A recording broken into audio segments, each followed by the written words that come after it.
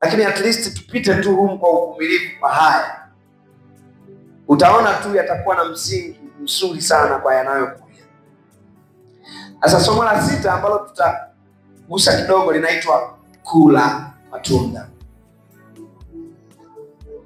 Kula matunda ni kuamini au kujitambua kwenye uhalisi wa alivyo au asivyo Mungu. Alivyo ni uzima wa milele na vyote, asivyo ni si chochote, kwa sababu hakuna uzima milele. Adamu alichagua kula au kuamini asivyo Mungu, akajiona tofauti, akawa tofauti, ndiyo akawa ameasi. Mwanzo sura ya 5 mstari wa 3, akazaa waasi. Hili lilitokea baada ya Adamu kujiona mdhambi au muasi, ndiyo maana akazaa mwana, sio kwa sura na mfano wa Mungu tena, bali kwa sura na mfano wake yeye. Sasa yule aliyemzaa Adamu baada ya kuanguka ndo mwanadamu. Uumbaji wa mtu ina maana ulitambua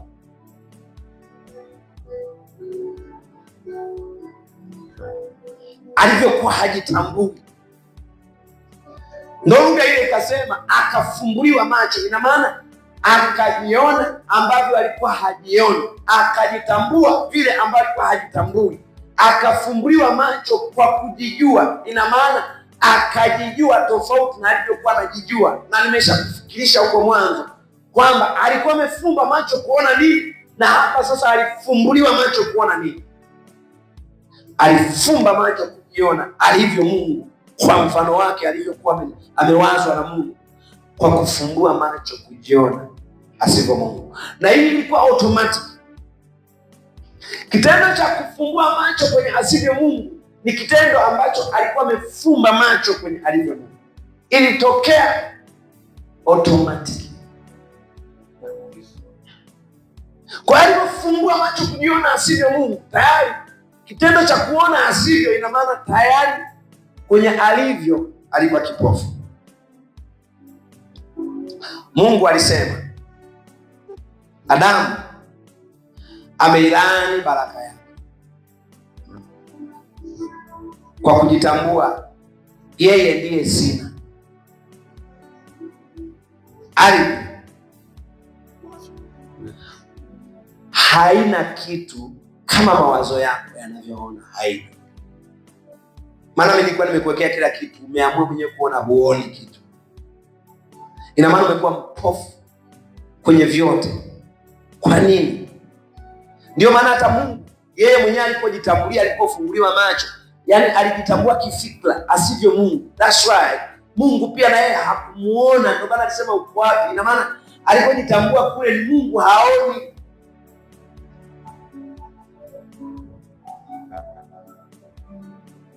Ili ni jambo dogo sana na halitafakariwaji sana na watu, lakini ni jambo la muhimu sana.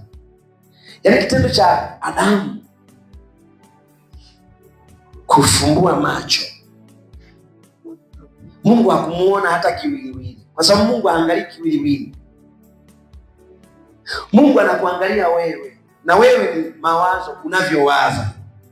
Ndio maana unayewaza mpaka sasa hivi asivyo Mungu anakuona kama uliyekufa. Ndio maana Paulo kwenye Waefeso sura ya 2 mstari wa 1 anasema, hapo mwanzo mlipokuwa bila Kristo mlikuwa mmekufa.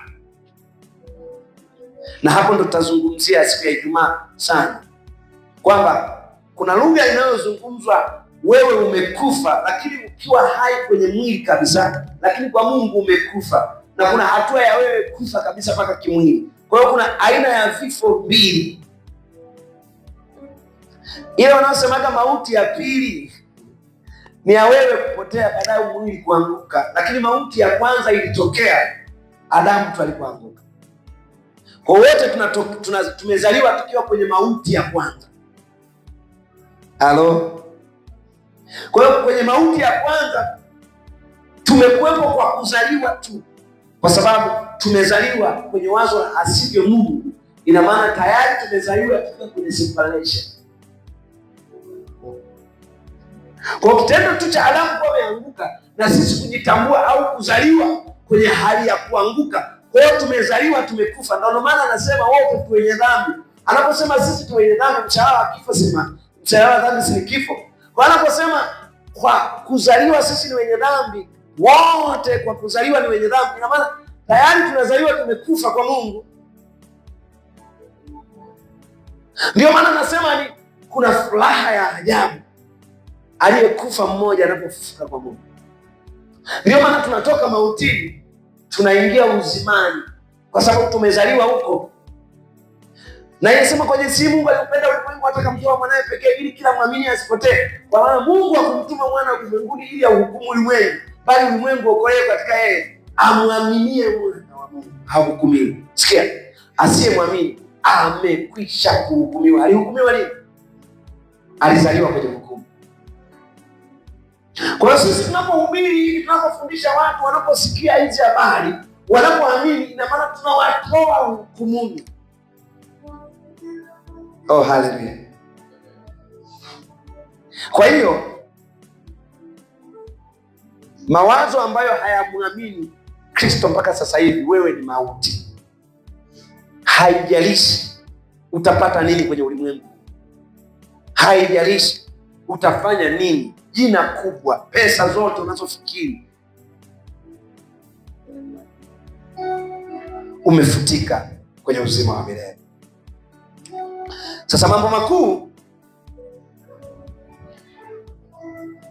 mawili yaliyotokea kwa kitendo hicho. Adamu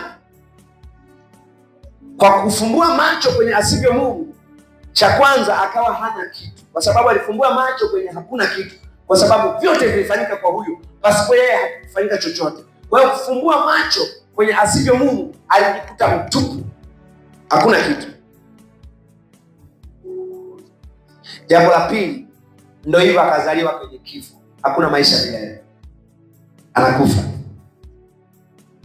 Na swali lake kubwa likawa, nifanye nini ili nipate kuishi milele? Nifanye nini ili niweze kujaza, kukava huu upungufu? Kwa hiyo ndio kazi ambayo mwanadamu anafanya mpaka leo.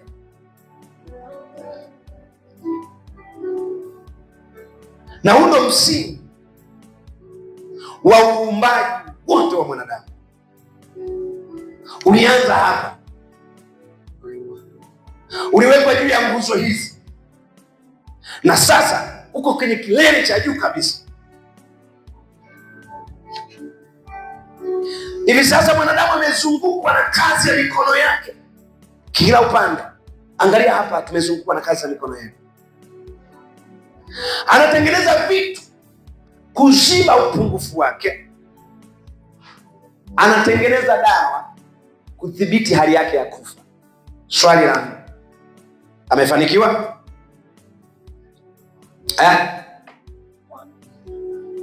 Jibu ni hapana. Kwa nini?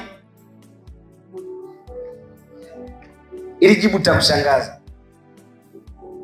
Kwa nini?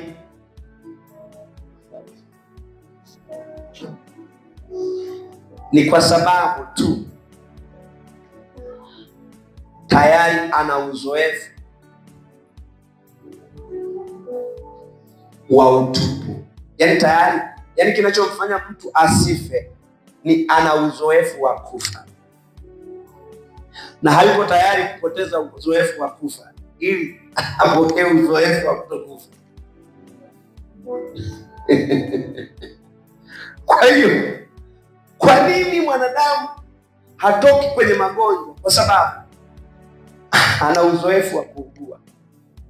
Kwa hiyo haiko tayari kupoteza uzoefu wa kuugua asiugue.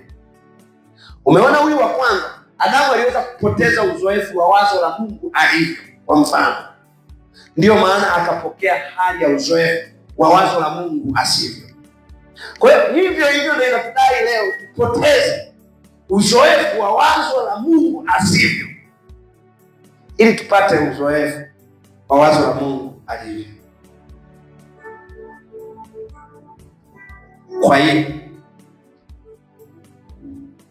yeye hawezi kumdanganya yeye. Ni hali yake isiyoweza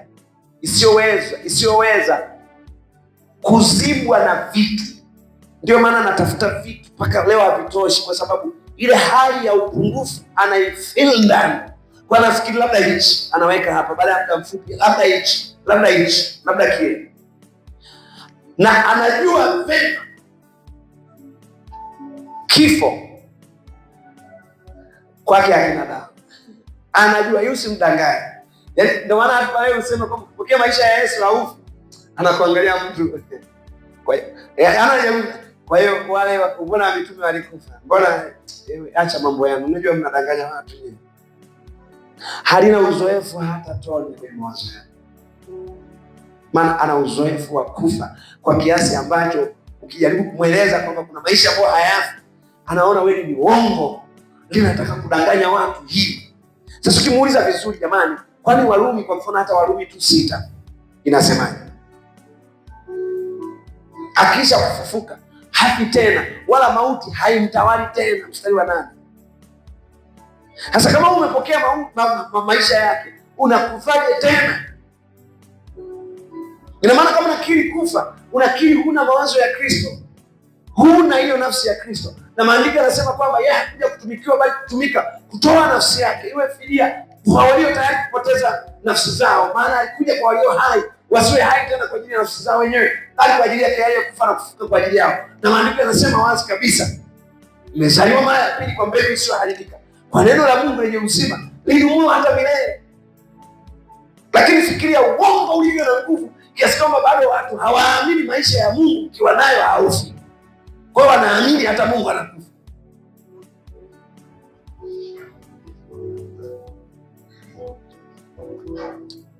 Adamu wa mwisho ni Kristo. Anapokuja ni lazima ajibu maswali haya mawili ambayo tayari watu wanayo.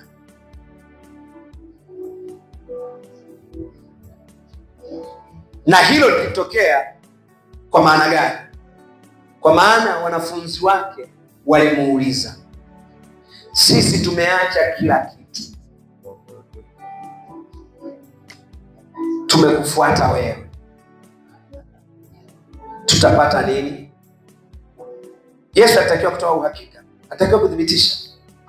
Kwenye Mathayo 19:27 mstari wa 27 hadi 29, sisi tumeacha vyote, tumekufuata,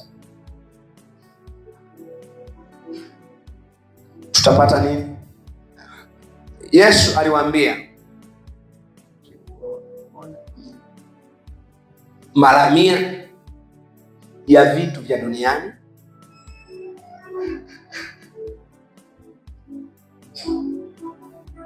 na kisha maisha yasiyo na mwisho. Kwa hiyo akajibu maswali haya mawili kwamba ninatoa maisha ya milele ambayo hayo maisha ndani yake yana kila kitu. Majibu haya yalijibiwa kwa ambaye yuko tayari maisha yake hayafi. Kwa njia ya kuamini unapokea hayo maisha tena bure, bila malipo na jitihada zozote. Alitoa maisha yake kwenye Yohana sura ya 5 mstari wa 26, anasema kama vile Baba alivyo na uzima nafsini mwake, ndivyo alivyompa na Mwana naye kuwa na uzima nafsini mwake. Yohana 14 mstari wa 6 alisema mimi ndo njia ya kweli na uzima na maisha. Na waraka wa kwanza wa Yohana sura ya 5 mstari wa 20 alizungumza kabisa sura ya 5 mstari wa 12 alisema kabisa, yeye aliye naye mwana anao huo uzima wa milele mkikaa ndani yake. Lakini mstari wa 20 anasema mwana wa Mungu amekwisha kuja, naye ametupa akili ya kwamba tumjue yeye aliye wa kweli, nasi tumo ndani yake. Ndani ya mwana wake Yesu Kristo, huyo ndiye Mungu wa kweli na uzima wa milele. Kwa hiyo tuhakikishie,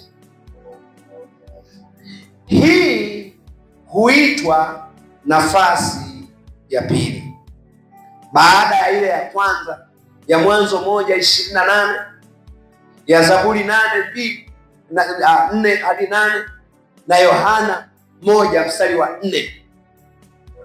Alitoa maisha, alitoa tumiliki na kutawala everything. Adamu alipokosa ilimgharimu kwa jasho na nguvu zake, akaanza kupata vitu ambavyo vilikuwa vimemzunguka vipate bure. Ichongoma, miiba ikamzalia mawazoni na kuziba kila kitu kilichokuwa kimemzunguka kisionekane tena. Ni kwa sababu tu alifumbua macho vilipokuwa, alifumba macho vilipokuwa, akafumbua macho ambapo havikuwa. Kwa alifumba macho vilipo, kwa kufumbua macho visipokuwepo. Huu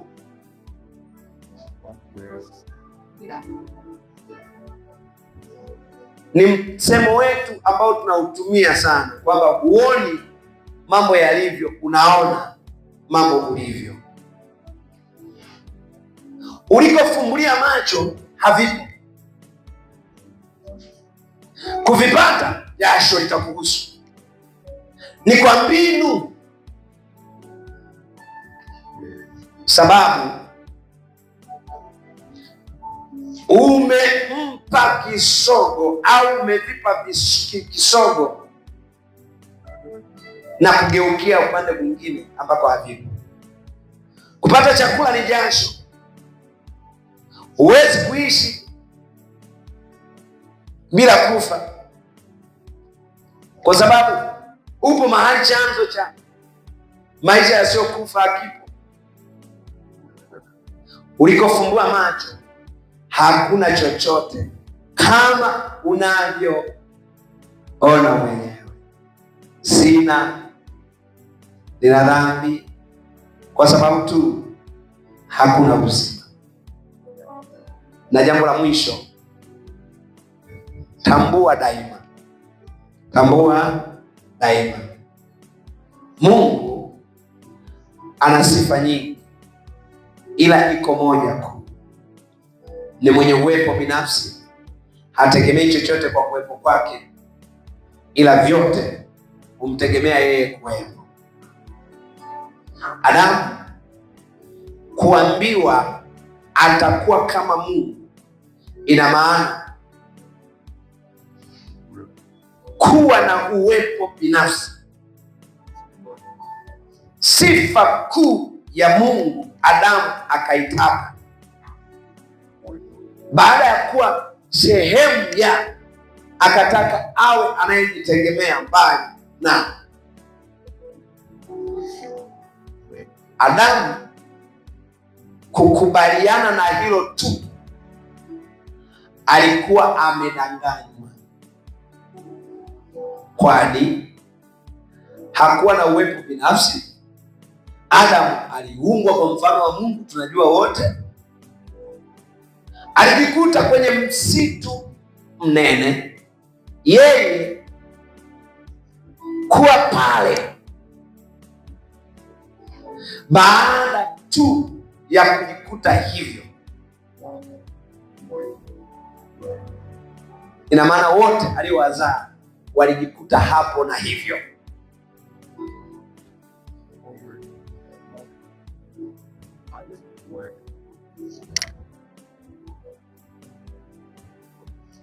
Unajua injili ni kitu kidogo sana na kirahisi sana, lakini ugumu na ukubwa wa injili unaojaribu kuonekana ni taswira ya kiasi gani binadamu wamepotea sana, kiasi kwamba kuhitajika hata kwa kuna maneno mengi sana ya kuelezea hichi kitu.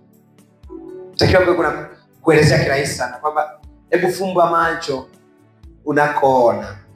Unajua ndio maana Yesu alisema nimekuja kwa wanaoona wasione, bali wasioona waone.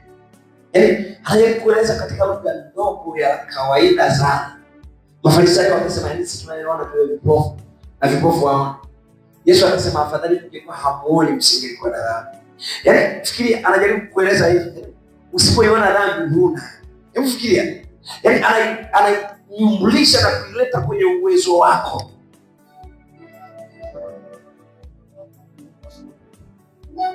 Lakini watu wanatoka hapo wanaenda kutafuta kwenye maombi kusamehewa. Lakini amesema hivi, nimekuja kwa wanaoona wasione waone. Wafarisayo wanasema sisi tunaona vile vipofu na vipofu waone.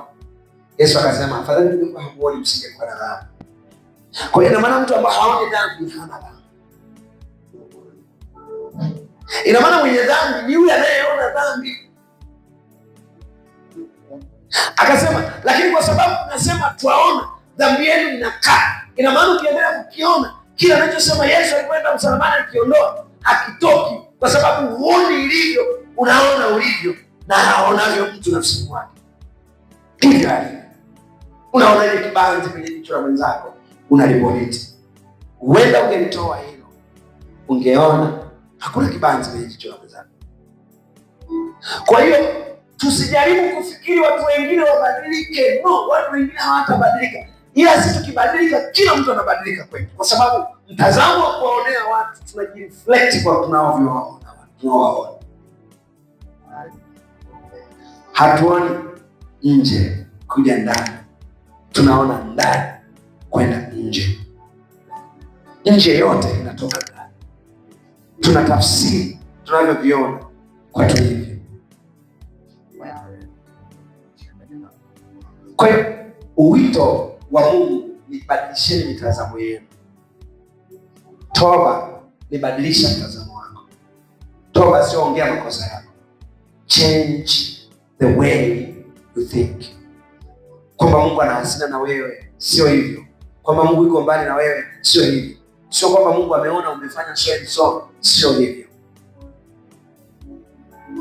Mungu anakupenda. Badilisha mtazamo. Muone Mungu mwenye upendo. Mungu ambaye hana nia yoyote ya kufanyia kitu kibaya. Hebu usianze kuona kuna kitu kibaya mbele yako kinakuja. Anza kupata experience ya ulivyo mwema ili ugundue ulivyo mtu mzuri. Hello. Hebu sema nimejaa neema. Huo ni uwezo unaonipa kujibadilisha. Kubadilika ninavyotaka kuwezekana kwa sababu ya hiyo neema. Neema ni uwezo ambao ni maisha ya Kristo, ambapo mawazo yangu ya maisha yangu yamepewa fursa kujiona mawazo ya Kristo bila kudaiwa qualification ambazo zinahitajika kufikia. Kwa hiyo ni mimi najiamulia leo kujiona ni Kristo bila kudaiwa, bila kuulizwa na mtu. Katika jina la Yesu tumeomba na kushukuru. Amen.